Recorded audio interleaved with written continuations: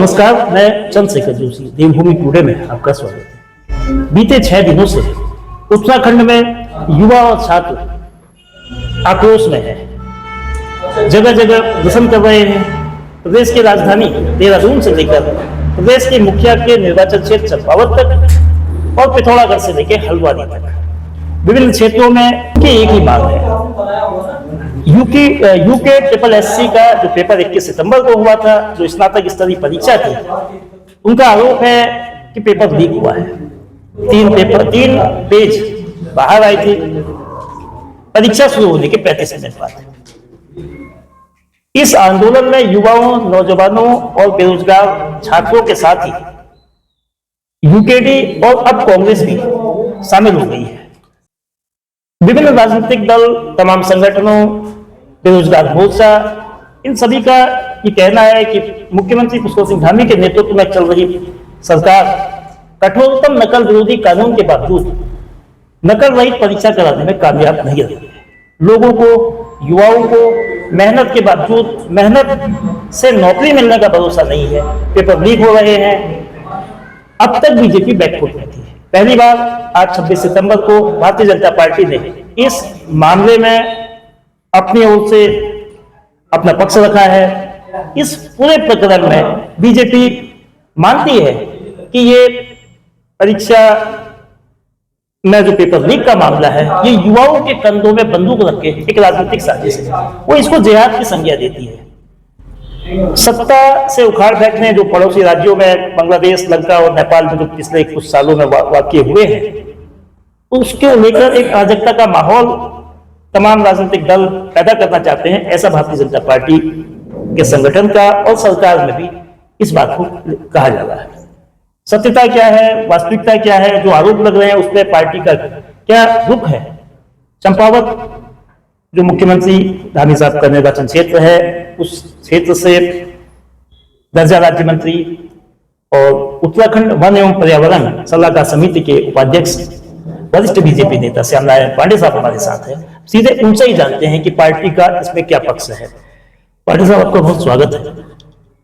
जो कहा जा रहा है कि ये एक प्रकार से परीक्षा जिहाद है, इससे पहले बीजेपी की सरकार ने लब जिहाद की बात करी, लैंड जिहाद की बात करी, थूक जिहाद की बात करी और अब परीक्षा जिहाद की बात हो रही है। इसमें हाकिम सिंह जैसे लोगों का नाम आता है। चंपावत क्षेत्र के भी एक शिक्षा विभाग के मुलाजिम का नाम आया, वो गिरफ्तार भी हुए 3 साल पहले। तो इसमें किस तरह का जिहाद है? बात हो रही है कि निष्पक्ष परीक्षा कैसे हो, उसमें हर धर्म के लोग, हर जाति के लोग, हर क्षेत्र के लोगों को अपनी उनकी मेहनत का प्रतिफल मिले, मेरिट पर नियुक्ति हो, मेरिट पर परिणाम आए। ऐसा कहने के बजाय, ऐसा करने के बजाय जिहाद का मामला कहां से आ गया? कम्युनल एंगल देने की नौबत क्यों आ गई है? धन्यवाद जोशी जी, आपको और आपके देवभूमि टुडे के दर्शकों को नमस्कार है। जैसा कि यह प्रकरण 21 सितंबर को परीक्षा के बाद आया, परीक्षा से पहले कोई प्रकरण नहीं था। 10 बजे के बाद, 10 बजे के आसपास, 10:30 बजे, 11 बजे तक भी यह प्रकरण कहीं पर नहीं उभरा। और जैसा कि आप सब लोगों को मालूम है कि किस प्रकार से एक व्यक्ति ने अपना मोबाइल वहां छुपा करके उसके 2-3 पन्ने की फोटोग्राफी करके भेजा गया, और जिस असिस्टेंट प्रोफेसर के पास वह गया, उसने पुलिस में शिकायत न करते हुए बॉबी पवार जैसे व्यक्ति को दिया, और उन्होंने इसका पूरा राजनीतिक लाभ लेने का प्रयास किया। हम इस 21 सितंबर के प्रकरण को पेपर लीक नहीं मानते। हाँ, यह मामला है, नकल का मामला है, नकल करने का प्रयास किया गया। जब से यह सख्त नकल विरोधी कानून बना है, उसके बाद आपने भी देखा होगा कि हमारे चंपावत क्षेत्र के युवा, लोहाघाट के युवा, जो अपने ग्रामीण परिवेश से अपनी योग्यता के आधार पर परीक्षा देकर के सरकारी महकमे में उन्होंने नियुक्ति पाई है। और आप लोगों ने देखे होंगे विभिन्न प्रकार के वीडियो जिस प्रकार से आ रहे हैं, जिस प्रकार उत्तराखंड को नेपाल की तरह बर्बाद करने के नारे लगाए जा रहे हैं, भगवा को बदनाम करने का प्रयास किया जा रहा है,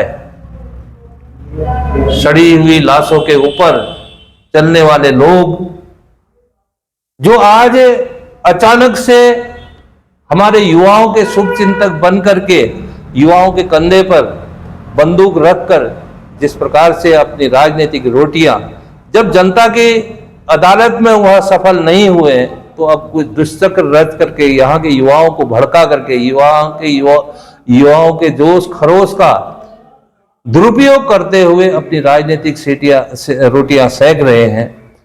यह गंभीर विषय है। आज हमें सोचना होगा कि शांत देवभूमि उत्तराखंड में इस प्रकार के लोग जब हमारे युवाओं के आंदोलन को हाईजैक कर लेंगे तो उससे तोड़ फोड़ और प्रदेश की बर्बादी ही होगी। जैसा कि पिछली 4 साल के दौरान विभिन्न प्रतियोगी परीक्षाओं में हमारे उत्तराखंड के लगभग 25,000 युवाओं को नौकरी मिली है। यह एक सराहनीय कार्य है। नकल को प्राथमिकता देने वाले, पेपर लीक करने वाले जब उनको उस कार्य में सफलता नहीं मिल रही है तो वह इनडायरेक्ट रूप से इस प्रकार के यह सब काम कर रहे हैं, तो हम आज इसकी घोर भर्त्सना करते हैं। माननीय मुख्यमंत्री श्री पुष्कर सिंह धामी जी जो दिन रात इस उत्तराखंड के विकास के लिए, यहाँ इस उत्तराखंड को एक श्रेष्ठ राज्य बनाने के लिए अपनी ओर से लगातार दिन रात प्रयत्न कर रहे हैं, मेहनत कर रहे हैं। और आप लोगों ने देखा होगा कि गत दिनों में जो दैवीय आपदा आई वह बिल्कुल अपने हर समय तत्पर खड़े रहे, लोगों को सांत्वना देना हो, वहां पर राहत कार्य करने हो, इस प्रकार का काम कर रहे हैं। और उनके द्वारा जो सख्त नकल विरोधी कानून बनाया गया है, देखिए देश आजाद हुआ, संविधान बना, CRPC भी बनी, विभिन्न प्रकार के कानून बने, मगर उस कानून को तोड़ने वाले लोग भी इस समाज में हैं। पॉक्सो एक्ट ही ले लीजिए कि उसके कितनी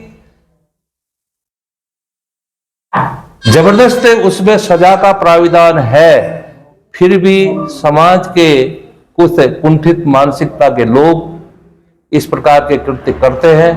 तो हमें बहुत सतर्क रहना होगा कि हमारे इस उत्तराखंड में इस प्रकार की वारदात न हो। छात्रों के साथ, युवाओं के भविष्य के साथ खिलवाड़ करने को किसी भी प्रकार से बख्शा नहीं जाए, यह सब हम सब लोगों का कर्तव्य है। यही जो बीजेपी और सरकार की ओर से जो आरोप लगाए जा रहे हैं कि जो विपक्ष है और जो लोग विरोध कर रहे हैं वो देश के खिलाफ या एक अराजकता फैलाने के लिए कर रहे हैं, जबकि इसी देश में 2012 से 17 और 2002 से 2007 के बीच जब कांग्रेस की सरकार थी, बीजेपी लगातार प्रदर्शन करती थी, आंदोलन करती थी। देश ने सबसे बड़ा आंदोलन 2012 के दरमियान में देखा जब यूपीए सरकार थी, अन्ना आंदोलन भ्रष्टाचार के खिलाफ। सरकार का तब भी ये कहना था, उस समय मनमोहन सिंह की सरकार का ये कहना होता था कि ये विदेशी हाथ है, ये देश को अस्थिर करने का है। और अब जो सरकार में है और जो विपक्ष आंदोलन कर रहा है तो उस पर वही आरोप। तो क्या हम लोकतांत्रिक रूप से अपरिपक्व हैं या सत्ता की मजबूरी है अपने खिलाफ हो रहे आंदोलन को रोकने, बचाने, उसको डाइवर्जन टैक्टिक्स के तहत ऐसा कहना कि ये किसी और की चाल है, असली मुद्दे पे बात क्यों नहीं होती? देखिए, राजनीतिक क्षेत्र में जो भी काम करते हैं राजनीतिक पार्टियां, आंदोलन उनका एक प्रमुख अंग है। आंदोलन से वह पब्लिक का परसेप्शन बनाते हैं ताकि जब भी चुनाव आए तो वह अपने को अच्छे मतों से जिताएं, अपनी पार्टी की सरकार बनाएं। जब भी भारतीय जनता पार्टी के द्वारा आंदोलन किए जाते हैं, ऐसा नहीं है कि नहीं किए गए, मगर देश विरोधी, देश को जलाने वाले कभी नारे भारतीय जनता पार्टी की ओर से नहीं लगाए गए हैं। आज आप देख रहे होंगे कि देहरादून में किस प्रकार से इस आंदोलन की आड़ में हमारा विरोध युवाओं के आंदोलन से नहीं है। युवा अपनी बात रखे, अपनी बात सरकार तक नहीं पहुंचाएगा तो नहीं होगा, मगर जब आंदोलन हाईजैक कर लिया जाता है समाज विरोधी तत्वों के द्वारा, कि जब नेपाल की तरह बर्बाद कर देने की धमकी दी जाती है, हिंदू धर्म के बारे में अनर्बल प्रकार की बातें, खबरें फैलाई जाती हैं, भगवा जो हमारा सनातन का एक प्रतीक है, जब उसके प्रति इस प्रकार के दुर्भाव आएंगे तो यह विरोध स्वाभाविक है और यह विरोध उनका करना ही चाहिए। उनका पर्दाफाश करना ही हमारे सरकार का मकसद है, न कि युवाओं को के आंदोलन को दबाने कुचलने का कोई प्रयास नहीं है।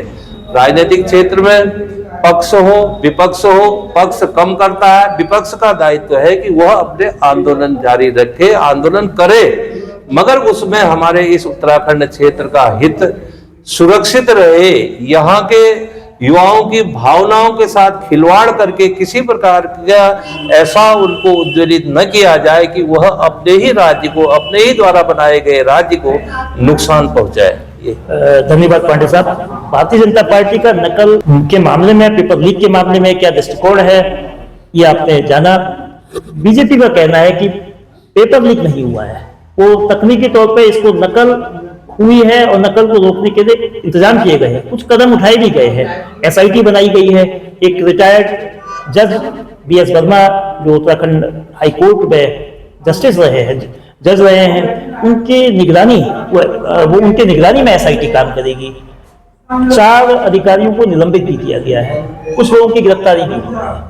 लेकिन छात्रों में, परीक्षार्थियों में ये भरोसा कैसे जगेगा कि वो जो परीक्षा दे रहे हैं वो परीक्षा उनकी प्रतिभा की परीक्षा है, उनकी मेधा का इम्तिहान है, निष्पक्ष रूप से हो रही है, भले ही वो पास ना हो, लेकिन उनको इस बात का एतबार करना व्यवस्था का काम है कि जो लोग आगे बढ़े हैं, जो लोग मेरिट में आए हैं, वो पैसे से नहीं आए हैं, वो हाकिम सिंह जैसे लोगों के दलदल में फंस कर नहीं आए हैं, वो किसी सत्ता या किसी राजनीति के वशभूत होकर नहीं आए हैं, बल्कि अपनी मेहनत से आए। 2023 में देश का सबसे बेहतरीन, सबसे बढ़िया, सबसे कठोरतम नकल विरोधी कानून बनाया, ऐसा कहा जाता है। लेकिन इस कानून के बनने के बाद नकल कराने वाले गिरोह, नकल कराने वाले तत्व कांपते क्यों नहीं है, उनमें डर क्यों नहीं होता है?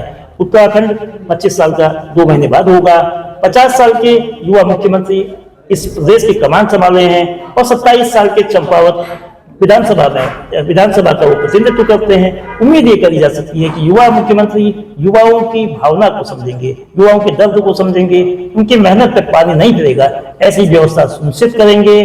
और जो आंदोलन को लेकर एक प्रकार से नकारात्मक भाव है, उत्तराखंड का जो जन्म हुआ, उत्तराखंड का सृजन हुआ, वो आंदोलन की कोख से हुआ है। ऐसे में आंदोलन को लेकर एक नकारात्मक माहौल से बचना चाहिए, लेकिन आंदोलन शांतिपूर्ण हो, अहिंसक हो, लोकतांत्रिक हो और किसी भी तरह के देश विरोधी तत्व उसमें हावी न हो, यह भी सुनिश्चित करना होगा। बहुत बहुत धन्यवाद।